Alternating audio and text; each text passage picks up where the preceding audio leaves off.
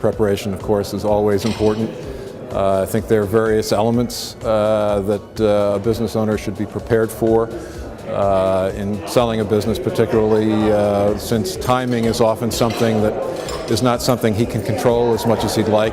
You know, as an owner, I think you want to try to sell not at the top of the market. I think you want to try to sell at a time when the economy is on an uptick, but where there's still sufficient time left in the uptrend, so that a buyer, when he's buying, doesn't feel as though he's buying at the top and then risking the business going forward. So I think you want to try to have everything in place so that you can pick a time to make the exit when the economy is right for it and you can maximize value. Not being prepared, not having the business in a shape financially, record-wise. A buyer is always going to want audited numbers when they close. That's not to say that a company has to have an audit in place before a transaction is closed, but they should absolutely be prepared to have an audit conducted when the buyer has that as a condition precedent to the closing of the deal.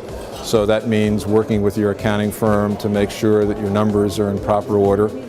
I think you should always be looking to the income statement and preparing for an exit by managing the expenses. As you get closer to where you exit, the less constructive expenses, i.e. personal expenses in the business, the better.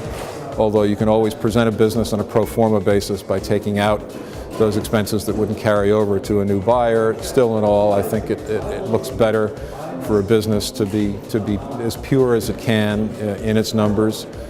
I think it should present well so that to whatever extent, if there are factories involved or if there are warehouses or distribution centers, I mean, everything should be being cleaned up so that it presents well.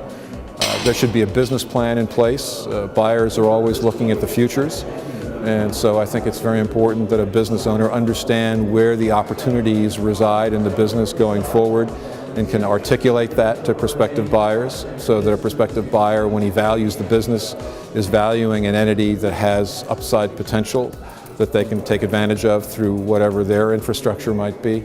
So those are all critical elements.